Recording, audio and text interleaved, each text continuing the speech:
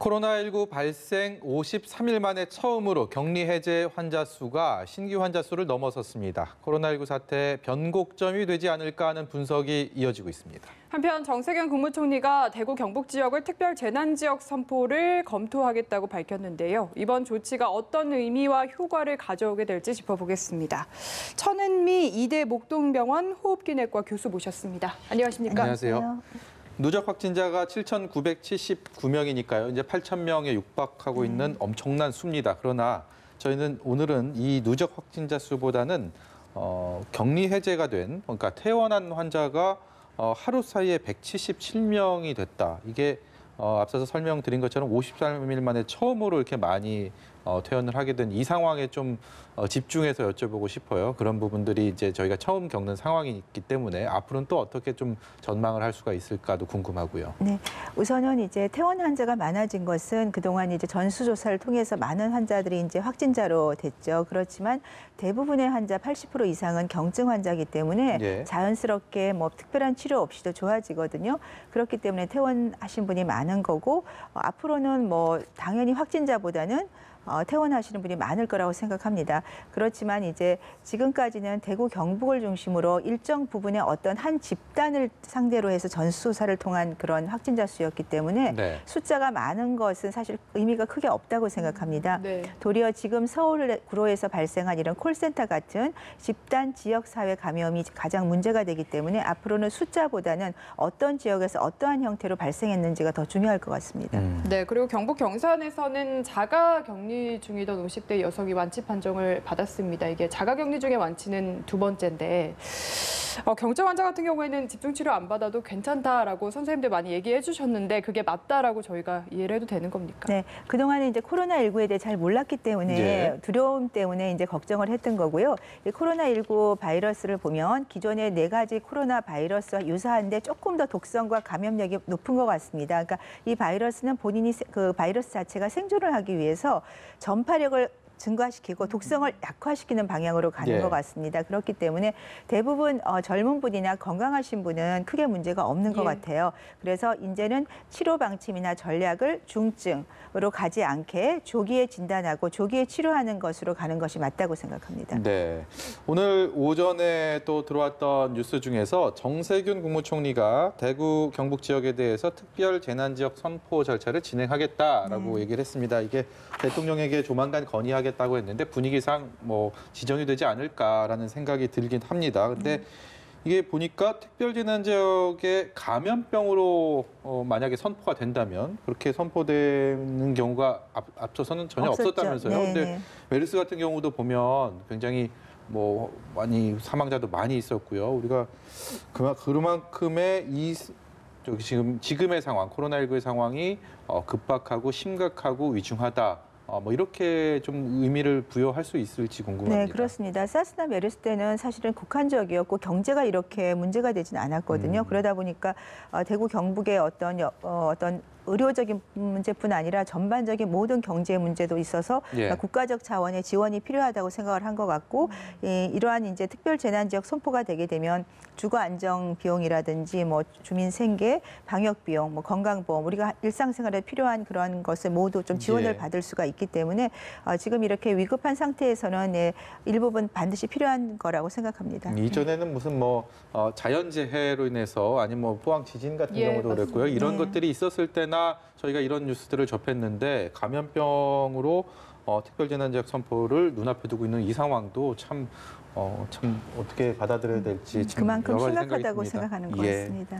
어쨌든 지금 퇴원 환자들도 많이 나오고 있고 확진자 수도 잡히는 추세이긴 하지만 저희가 안심해서는 안 될 것 같은데요. 지금 보면은 정부 세종청사에서 또 소규모 집단 네. 감염이 발생한 상황이어서 이게 감염 경로를 모른다는 부분이 걱정이 되거든요. 네. 그러니까 지역사회 감염이 가장 문제가 감염경을 모르는 거죠. 지금 그룹 콜센터도 모르고 네. 세종정보청사도 지금 어디서 온지를 모르기 때문에 네.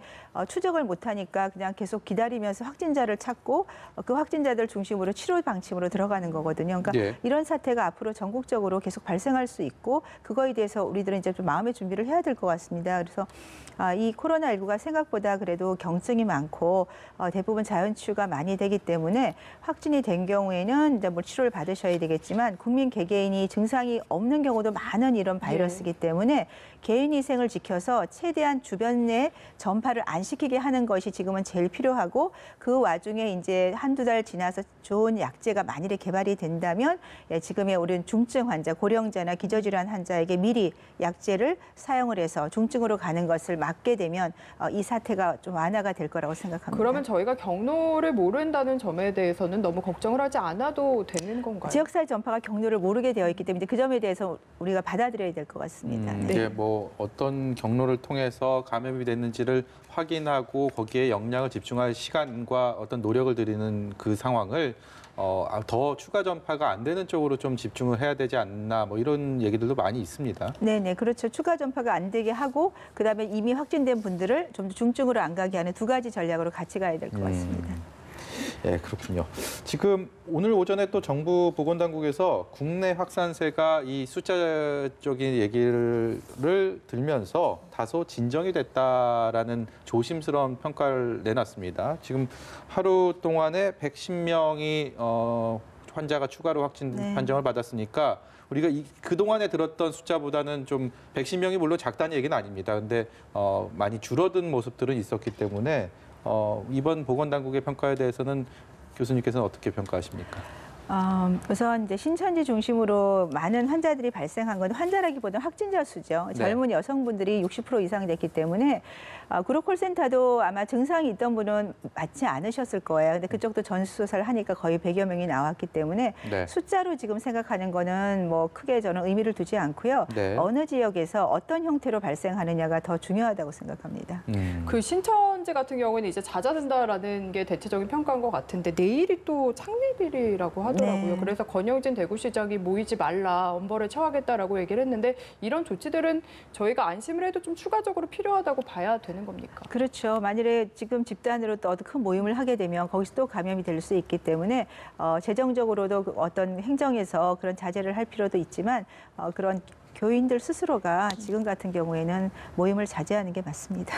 원래 평소 같으면 오늘이 금요일이니까요. 오늘 저녁에는 각 뭐 주요 거리나 뭐 이런 유흥가 쪽에는 참 젊은 사람들을 중심으로 많이 모이고 이른바 불금을 보내는 뭐 그런 상황일 텐데 지금 사회적인 거리두기 운동을 하면서 과연 근데 뭐 이게 실제로 강제로 뭐 모이지 말아라, 가지 말아라 할 수는 없는 상황이지 않습니까? 지금 주말과 좀 금요일 저녁을 앞둔 상황에서 교수님께서 좀 이 코로나19와 관련된 그런 슬기롭고 현명하게 보내는 어떻게 시간을 보내야 될지를 좀 조언을 부탁드리겠습니다. 네, 우선 코로나19 때문에 2달 이상 많은 국민들이 이제 보통 자제를 하고 외출도 안 하고 회식도 안 하고 있습니다. 그리고 특히 젊은 분들은 많이 답답하실 것 같아요. 그래서 금요일 날 회식도 하고 또 클럽도 아직도 많이 나가시는 것 같더라고요. 네. 그런데 사실 이 코로나19가 본인은 건강하지만 주변에 피해를 줄 수 있는 가장 큰 단점을 갖고 있고 증상이 네. 없더라도 바이러스 전파가 매우 높습니다. 그래서 조금 불편하시겠지만 이게 사태가 진정될 때까지는 우리 또 특히 젊은 20, 30대 분들께서는 클럽 같은 데를 가능한 자제하시고 좀 이렇게 등산을 한다든지 네. 본인의 체력을 좋게 만드는 그런 운동을 하셔서 주말을 이용해서 하시면 코로나19가 만일 감염이 되더라도 본인은 가볍게 지나갈 수가 있습니다. 그리고 한 가지 좀 부탁드릴 거는 등산을 가실 때는 마스크를 안 쓰시는 게 좋습니다. 등산에 가실 때 불안하신 분이 많아서 한 80% 이상의 마스크, 특히 KF 네. 마스크를 쓰시고 네. 계신데 그렇게 한 마스크 자체도 다 젖어서 쓸 수가 없지만 호흡이 가빠서 운동 효과가 없어지세요. 네. 그러니까 산에서는 절대로 감염될 염려가 없고 앞에 가는 사람이 얼굴이 대고 기침할 일이 거의 없기 때문에 산에서는 마스크를 안 쓰는 게 좋다는 걸 말씀드리겠습니다. 네. 주말에 보니까 한강 같은 데서도 거리가 있는데도 다들 마스크를 쓰고 네, 계시던데. 불안감 때문에 그러신 거죠. 그런 데서는 굳이 안 쓰셔도 상관이 없고 도리어 안 쓰시는 게 운동 효과가 더 좀 높습니다. 네. 그리고 또 이렇게 가능한 사람들이 많이 밀집한 공간은 피해야 한다고 하지만 대중교통 같은 경우에는 뭐 자가용을 이용하지 않는 분들은 다들 타실 수밖에 없는 상황이라서 대중교통 이용할 때는 특히 어떤 점을 주의해야 됩니까? 맞습니다. 지하철이 많이 비었다고 그러더라고요. 그래서 그만큼 이제 두려움이 많으신 건데, 하지만 대중교통이 우리나라 아주 굉장히 중요한 수단이기 때문에 안 탈 수가 없죠. 특히 지하철 같은 경우는 밀폐된 공간이고 요새 난방을 하고 환기를 하기 때문에 예. 이 공기 중으로 바이러스가 떠다닐 수가 있습니다. 그래서 가능한 한 KF를 좀 사용해서 보건용 마스크를 쓰시는 게 좋고요. 그리고 얼굴을 직접 마주하지 말고 이렇게 따로따로, 그리고 간격을 최대한 두시고, 물론 이제 출퇴근 시간에 밀착을 할 수밖에 없겠지만 그래도 얼굴을 마주하지 마시고, 손잡이를 안 잡으면 좋지만 필수 할 수 잡은 경우에는 반드시 내리자마자 손을 씻을 수 있는 환경을 만드는 게 좋고, 얼굴을 최대한 안 만지도록 해주시는 게 좋습니다. 그리고 이 휴대폰 같은 경우는 그 지하철 타는 동안은 절대로 가능한 한 최근엔 사용을 안 해주시는 게. 지하철 안에서는 안 만지는 게 좋습니까? 그렇죠. 안 만지, 손을 만질 수도 있고 네. 또 하다 보면 그게 얼굴에 또 분명히 만질 수 있기 때문에 네. 휴대폰 사용은 조금 자제하는 게 좋겠습니다. 그렇군요. 쉽지 않은 일인 것 네. 같습니다. 그렇습니다. 국내 확산세는 조금 한풀은 꺾였다라고 조심스럽게 얘기를 하면서도 세계적인 대유행을 WHO가 선언을 한 상황이기 때문에 심리적인 또 불안감이 여전히 많이 남아 있고요. 그래서 뭐 불안과 스트레스를 받는 분도 많고요. 또 정보 검색을 굉장히 많이 하지 않습니까? 네. 코로나19 관련돼서. 그래서 그게 이제 뭐 가짜 뉴스를 접하기도 하고 여러 가지 폐해가 또 나오고도 있습니다. 이런 분들에 대해서는 어떤 말씀 해주시겠습니까? 네, 코로나19 바이러스를 몰랐기 때문에 불안하셨던 거고요. 이제 미지의 세계는 원래 불안하지만 우리가 신종플루 때도 초반에 좀 사망자가 나오고 우리나라가 한 70만 명이 감염이 됐었는데요. 그때 많이 불안해하셨지만 지금은 더 이상 신종플루가 아니고 일반 독감이거든요. 네. 아마 코로나19는 독감보다도 더 우리가 좀 대처를 잘하게 되면 우리 생활 속에서는 일반 바이러스처럼 정착할 확률이 매우 높습니다. 그러니까 지금은 초반이고 많은 분들이 감염이 되지만 사실 치사율을 보시면 초반에 조금 대처를 잘 못한 게 많죠. 우한이라든지 이탈리아도 마찬가지고, 그래서 치사율이 높게 나오지만 사실 독감 바이러스랑 비슷하거나 조금 더 높게 나올 확률도 있습니다. 그래서 국민들께서는 지금 아직 그 치료약제라든지 백신이 없기 때문에 이걸 어떻게 난관을 극복할까 생각하지만 오늘도 보셨다시피 자가 격리 중에 저절로 치유가 되시고 네. 대부분 환자들이 크게 경증으로 문제가 없게 되세요. 그래서 그 과정에서 치료약제가 나올 동안 우리 개인위생을 잘 지키고 시간이 지나다 보면 신종플루가 독감이 되듯이 일반 바이러스로 정착할 수 있다고 생각합니다. 네, 마스크 이야기 좀 해보시죠. 마스크 오부제 시행한 지 닷새째고 이제 어느 정도 시일이 지났다고 보는데 뭐 여전히 약국이 아니라 뭐 구청 같은 데에서 배분해 주는 거 어떠냐라는 이야기도 있는 것 같고요. 시행 첫 주 평가를 좀 해주실 수 있을까요? 네, 저는 뭐 시간이 없어 마스크를 사진 못했고 우리 가족은 아무도 지금 살 수가 없었습니다. 그래서 예. 저희 환자들한테 저는 많이 여쭤봤는데 제 환자분 한 분은 검사를 하자고 그랬더니 검사를 할 시간이 없대요. 그래서 연세가 80이 되신 분이셨는데 예. 마스크를 사러 가야 되기 때문에 아하. 검사를 못 하시겠다. 그래서 아이고. 그리고 제가 퇴근을 하거나 6시 반이 넘었던 것 같은데 병원 약국 앞에 줄을 거의 한 3, 40m 되는 것 같아요. 만일 비가 오거나 날씨가 추웠다면 거기 기다리시는 동안 병이 걸리실 수도 없던 있고. 병도 생기겠네요. 그렇죠. 예. 그리고 이제 약사분들도 본인의 일을 할 수가 없는 데다가 그분들이 많은 분들이 접촉을 하면서 사실 돈을 주고 받게 되시면 이 지폐라든지 동전이나 카드에 바이러스가 오랫동안 생존할 수가 있거든요. 네. 그러면서 본인도 모르게 또 바이러스에 감염이 될 수가 있고, 그래서 저는 개인적으로 여러 번 말씀을 드렸습니다만 구청이나 동사무소를 통해서 한 분이 가셔서 가족관계증명서를 제출을 하고 가족 걸 다 받아오시면 예. 가족에서 필요한 분들이 서로 나눠서 유용하게 쓸 수도 있고 국가에서 마련하시니까 마스크 값도 훨씬 저렴하실 것 같고 아프고 힘든 분들이 안 가셔도 될 것 같아서 뭐 제가 잘 모르겠습니다만 그런 쪽으로 조금 어떤 제도 보완을 해주시면 좋지 않을까 생각합니다. 또 약사분들의 또 업무의 효율성 예. 측면에서도 분명히 좀 얘기하고 생각해 볼 만한 게 아닌가라는 네, 생각이 듭니다. 맞습니다. 이게 마스크 오부제라는 거를 저희가 상상도 못했던 제도를 우리는 지금 이 마스크 오부제라는 틀 안에서 또 살고 있는 네. 앞으로도 또 계속 당분간은 살아야 되는 언제까지 상황이기 될지 때문에 모르죠. 이 여기에 대한 사태를. 것들을 기존에는 준비가 안 돼 있어서 그렇다 쳐도 이제는 한 줄 좀 지나봤으니까 네. 보완해야 될 점들을 충분히 좀 보완해야 되지 않나 뭐 이런 생각들을 네, 해보게 됩니다. 마스크의 또 효율성 측면에서요. 이게 너무너무 각각 얘기들이 달라서요. 좀 네. 헷갈립니다. 솔직히 뭐 대한의사협회에서 이제 면 마스크나 또 보건용 우리 뭐 KF94, 80이라고 하는 그런 보건용 마스크를 재사용하는 걸 권치 않는다라는 네. 입장을 내놨습니다. 근데 불과 얼마 전에 식약처에서는 감염 우려가 높지 않은 일반인 같은 경우에는 보건용 마스크가 없으면 면 마스크 써도 되고 보건용 마스크도 재사용해도 된다. 뭐 이거를 정보를 받아들이는 국민들 입장에서는 도대체 어느 말이 맞는 거야?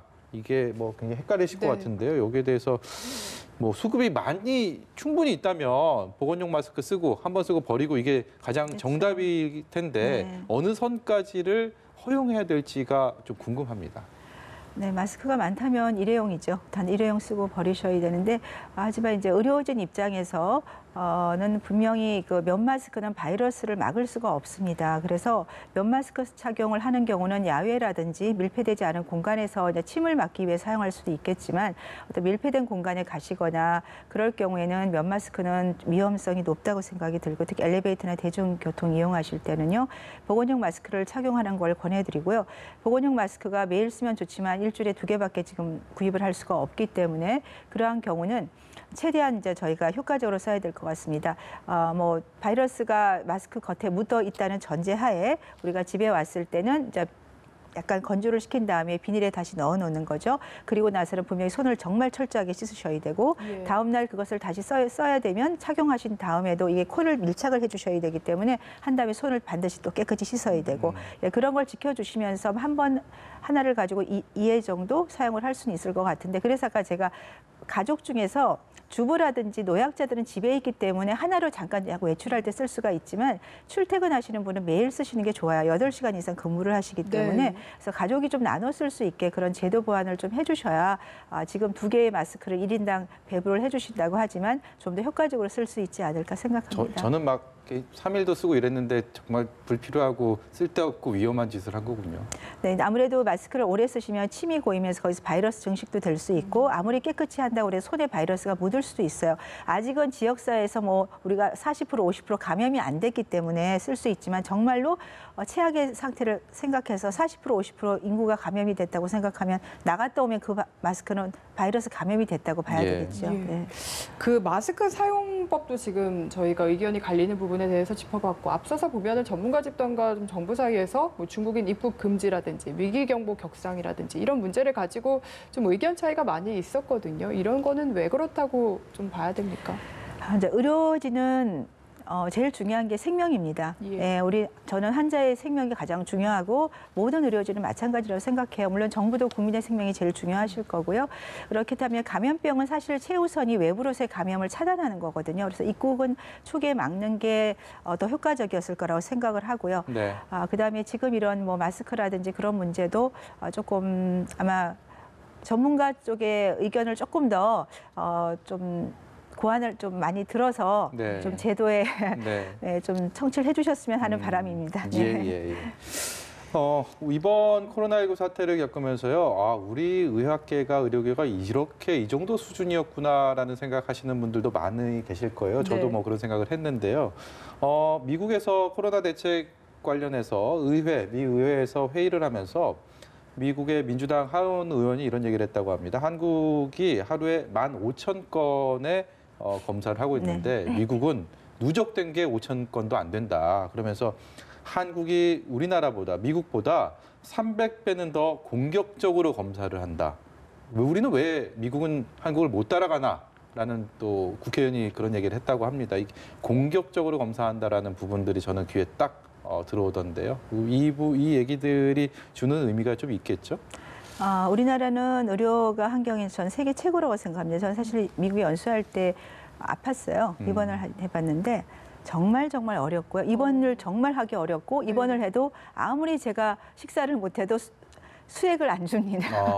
그러니까 모든 게 보험에 걸려 있기 때문에 의료보험이 그만큼 열악한 데가 미국이란 나라고 우리나라는 건강보험이 있기 때문에 대부분이 다 혜택을 받으실 수 있죠. 그래서 검사 비용 자체가 매우 저렴해요. 지금 사실 본인이 원하면 한 10만 원, 16만 원 가까이 되지만 미국 같은 경우는 거의 10배가 넘거든요. 네. 그 비용을 감당하고는 할 수가 없고 미국은 의료보험을 가진 분이 매우 적습니다. 그렇기 때문에 미국이란 나라에 만약에 코로나19에서 감염이 되면 지금 독감으로 6천 명이 예. 사망하셨죠. 그 정도 사망이 나올 수가 있고 이탈리아 같은 경우도 의료진의 어떤 기술도 문제가 있고 고령자이기 때문에 거기도 뭐 기계호흡을 할 만한 기계 장치가 없어서 계속 사망률이 높다고 나오고 있죠. 네. 국내는 그만한 의료 인프라가 정말 좋거든요. 그래서 그 점에 대해서는 저는 매우 감사하고 그래서 앞으로도 우리 이런 의료 인프라를 잘 살려서 앞으로 어떤 새로운 이런 감염병이 왔을 때는 좀 더 잘 대처를 할 수 있는 지침이나 그런 기반이 마련될 수 있다고 생각합니다. 예. 지금 이탈리아 얘기도 해주셨는데 사실 이탈리아가 우리보다 확진자가 좀 늦게 늘기 시작했는데 훨씬 속도가 네. 빠르고 사망자도 많은 이유는 뭐 음압병상 얘기도 하셨지만 그 외에도 어떤 요인들이 있다고 보시나요? 이탈리아에 그 많이 발생한 지역이 중국 분들이 많으시죠. 거기 상업 도시여서 그것 때문에 영향도 있겠지만 네. 이탈리아하고 스페인은 세계 1, 2의 장수 국가입니다. 예. 그 지중해식 식단 때문에 장수가 참 좋은 의미죠. 그래서 고령자가 많다 보니까 지금 이 코로나19가 고령자에 굉장히 취약하죠. 그러다 보니까 고령자가 사망이 많고 의료의 어떤 기반이 약하다 보니까 치료가 제때 안 들어가서 사망자도 많은 것 같습니다. 지금 해외 이탈리아도 그렇고요, 미국도 그렇고 해외 사례들의 어떤 확산세가 굉장히 우려되는 상황이지 네. 않습니까? 이제 그래서 조금씩 국외 해외에서 유입되는 부분에 대한 우려도 국내에서 좀 나오고 있습니다. 어느 정도의 위험 요소를 갖고 있다고 보십니까? 중국이 우한에서 사태가 좀 진정이 되니까 다른 나라 입국을 다 막고 있습니다. 예. 우리나라도 같은 생각이고요. 지금 우리나라 국내가 어느 정도 조정이 되고 조정을 한다고 하더라도 다시 이탈리아, 이란처럼 다른 나라에서 입국을 하면서 감염이 되게 되면 또 발생을 하기 때문에 그 점에 대해서 우리나라도 조금 제한적으로 특별 제한 입국을 하는 것이 맞다고 생각합니다. 그 마지막으로 도쿄올림픽 지금 열지 말지 미룰지 뭐 이런 여러 가지 이야기들이 나오고 있는데 트럼프 대통령까지 1년 연기하는 게 낫다라는 얘기를 했더라고요. 네. 교수님께서는 좀 어떤 의견 가지고 계십니까? 그때까지 아마 4월, 5월이 가도 코로나19가 종식될 것 같지는 않거든요. 그럼 예. 분명히 뭐 올림픽을 열게 되면 많은 선수들이 감염이 될 거고 제대로 올림픽이 시행되지 못할 것입니다. 그래서 뭐 개인적으로도 아마도 연기를 하는 쪽이 맞지 않을 그때까지 백신이 나올 수는 없기 때문에 네. 분명히 올림픽은 연기를 하는 쪽으로 가지 않을까 생각합니다. 네, 그런데 일본은 여전히 뭐 검사를 잘 안 하고 숫자 줄이기에 급급한 모습이니까 결국 그게 올림픽으로 좀 부메랑이 돼서 돌아오지 않을까라는 우려를 해봅니다. 오늘 말씀 여기까지 듣도록 하겠습니다. 지금까지 천은미 이대 목동병원 호흡기내과 교수였습니다. 고맙습니다. 감사합니다.